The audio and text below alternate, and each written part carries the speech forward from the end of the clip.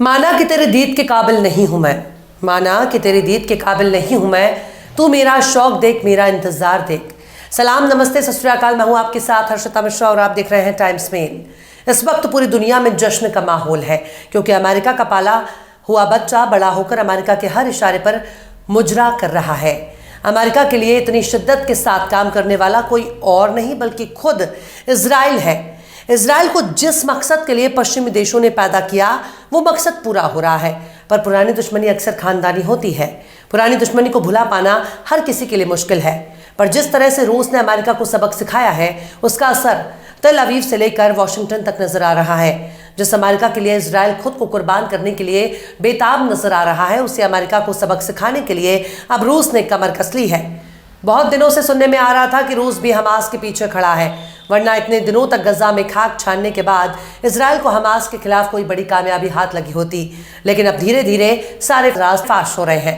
अब तो खुद रूस भी इस जंग में खुलकर सामने आ चुका है, क्योंकि खबर आई है कि रूस ने हमास और तमाम फलस्तीनी लड़ाकों को मॉस्को आने की दावत भेजी है। अब सवाल तो यही खड़ा होता है कि रूस और हमास के बीच क्या रिश्ता है। क्या रूस अब खुलकर फलस्तीनी लड़ाकों की मदद करेगा? क्या रूस अब खुलकर अमेरिका के खिलाफ जंग का ऐलान करेगा? क्या रूस अब यूक्रेन का बदला इजराइल से लेगा? क्या रूस अब अमेरिका के खिलाफ सीधे ऐलाने जंग करने जा रहा है, या फिर वही काम करने जा रहा है जो काम अमेरिका ने रूस के खिलाफ यूक्रेन के जरिए किया था? मतलब जिस तरह से रूस को नुकसान पहुंचाने के लिए अमेरिका और नाटो ने यूक्रेन का साथ दिया, ठीक उसी तरह अब अमेरिका और इजराइल को नुकसान पहुंचाने के लिए रूस भी फलस्तीन का साथ देगा। ये तमाम ऐसे सवाल हैं जिसके जवाब की तलाश तल अवीव से लेकर वॉशिंगटन तक हो रही है। अमेरिका ने जिस ईरान को आग दिखाने के लिए मिडिल ईस्ट में मौजूद ईरान के मददगार मिलिशिया पर हमले कर रहा है, उस ईरान का अमेरिका एक बाल भी बाका नहीं कर सका।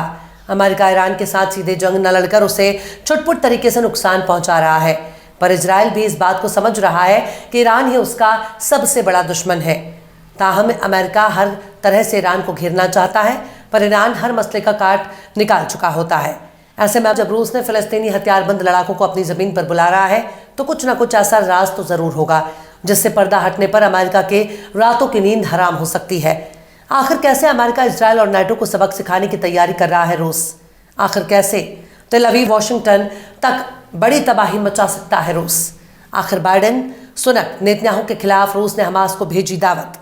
बताएंगे आपको और भी बहुत कुछ, लेकिन आप अगर हमारे चैनल पर नए हैं और पहली बार हमारी वीडियो को देख रहे हैं तो आप हमारे चैनल टाइम्स मेल को सब्सक्राइब कर लें, वीडियो को लाइक कर दें और बेल आइकन का नोटिफिकेशन बटन भी प्रेस कर दें ताकि बिना देरी हमारी हर खबर आपको मिलती रहे। लौटते हैं अब खबर की तरफ। इस वक्त गजा में इजराइल बमबारी कर रहा है, अस्पतालों को तबाह करने के लिए अस्पतालों को गिराने की फिराक में है, जैसा वो पहले से करता आ रहा है। और इजराइल का सबसे बड़ा मददगार अमेरिका कह रहा है कि उसे उम्मीद है कि इजराइल रफा में ज़मीनी हमले नहीं करेगा। मतलब अमेरिका के इशारों की ज़बान में इजराइल को रफा में ज़मीनी हमले करने का इशारा दे रहा है। लेकिन अब जो खबर आई है उससे अमेरिका और इजराइल की नींद ज़रूर हराम होने वाली है। रूस ने हमास और फतह समेत तमाम फ़लस्तीनी ग्रुप्स को इजराइल हमास जंग और मिडल ईस्ट में दूसरे मुद्दों पर बातचीत के लिए बुलाया। बाकायदा रूस ने इन लोगों को मॉस्को में आने के लिए दावत भेजी।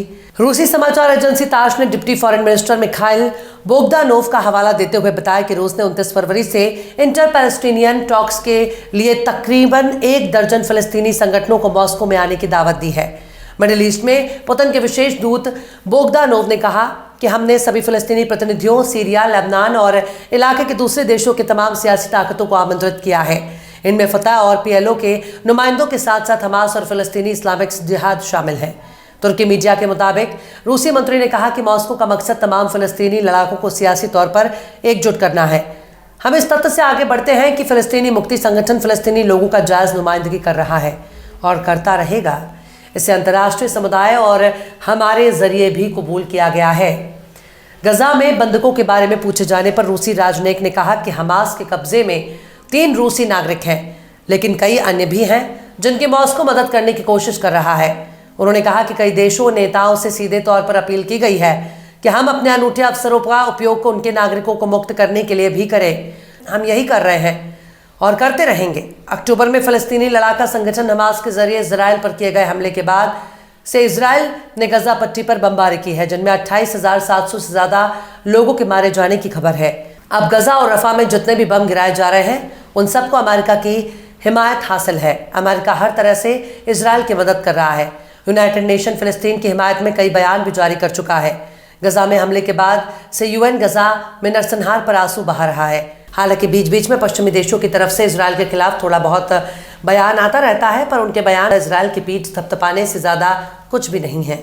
कुछ ऐसा ही हाल जर्मनी का देखने को मिल रहा है। जर्मनी ने इजराइल से अंतर्राष्ट्रीय कानून का पालन करने का आग्रह किया। मतलब जिस इजराइल ने खुलेआम इंटरनेशनल लॉ की धज्जियां उड़ा दी, जर्मनी के नेता उसे कानून का पालन करने की गुजारिश कर रहे हैं।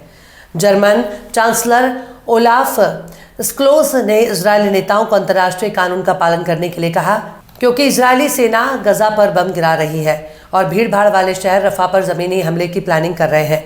बाकायदा म्यूनिक सुरक्षा सम्मेलन में बोलते हुए जर्मन चांसलर स्कोल्स ने इजरायल की सुरक्षा के लिए जर्मनी के समर्थन की पुष्टि की, लेकिन यह भी बताने की कोशिश की है कि जर्मनी नेतन्याहू सरकार से इंसानी कानून और जंगी कवानीन को मानने की उम्मीद करता है। स्कोल्स ने कहा कि इजरायल को अपने देश की रक्षा करने का अधिकार है और यही बात संयुक्त राज्य अमेरिका, जर्मनी और कई दूसरे लोग भी कह रहे हैं। हम उन चीज़ों पर भी बहुत स्पष्ट हैं जो कहा जाना महत्वपूर्ण है।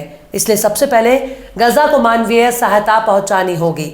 दूसरा ये कि जिस तरह से युद्ध से निपटा जाता है वो अंतर्राष्ट्रीय कानून के अनुसार है। अल जजीरा के मुताबिक एक हमले में अपनी बहन की मौत पर गम का इजहार करते हुए एक फिलिस्तीनी ने कहा कि उसका घर पूरी तरह से तबाह हो चुका है और उसकी बहन के सभी बच्चे, उसकी चाची, पति और चचेरे भाई मारे गए। उसने कहा कि रफा सुरक्षित नहीं है, गजा पट्टी में हर जगह निशाना है।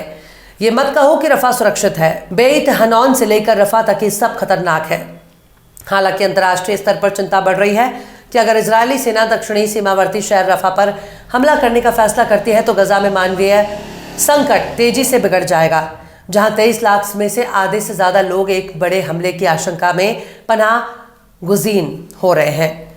हालांकि अगर रूस की बात की जाए तो रूस पहले से ही सीरिया का समर्थन करता आ रहा है, लेकिन अमेरिका जिस तरह से इजरायल के जरिए मिडिल ईस्ट पर कंट्रोल करना चाहता है, शायद उसकी मंशा रूस ने भांप ली है। अब उस वक्त का इंतजार होगा जब रूस में तमाम फिलिस्तीनी गुट एकजुट होंगे और अमेरिका हाथ मलता रह जाएगा। पर हजारों लोगों की मौत को कैसे भुलाया जा सकता है। बहरहाल चलते चलते आखिर में अल्लामा इकबाल ने भी क्या खूब फरमाया है, दिल से जो बात निकलती है असर रखती है। दिल से जो बात निकलती है असर रखती है, पर नहीं ताकते परवाज मगर रखती है। फिलहाल इस वीडियो में बस इतना ही। ये वीडियो आपको कैसा लगा कमेंट बॉक्स में आप जरूर बताइएगा। अगर वीडियो पसंद आए तो लाइक करें। हमारे वीडियो लिंक को फेसबुक, ट्विटर, व्हाट्सएप पर अपने रिश्तेदार, यार, दोस्तों को भी शेयर करें और बेबाक, निष्पक्ष, स्वतंत्र पत्रकारिता को सपोर्ट करने के लिए आप हमारे चैनल टाइम्स मेल को जरूर से सब्सक्राइब करें और हाँ, बेल आइकन की घंटी वाली बटन भी आप जरूर से दबा दें ताकि आपको हमारे आने वाले नए वीडियो की नोटिफिकेशन फौरन ही मिल जाए। फिर मिलते हैं किसी और वीडियो में एक नई खबर के साथ। हर्षिता मिश्रा को दीजिए इजाजत। जय हिंद। तो देख लिया आपने हमारे इस वीडियो को। हमें उम्मीद है कि आपने हमारे वीडियो को लाइक किया होगा और दूसरों को भी शेयर किया होगा। अगर अभी तक आपने हमारे चैनल टाइम्स मेल को सब्सक्राइब नहीं किया है तो जल्दी से सब्सक्राइब कर दें और बेल आइकन भी प्रेस कर दें।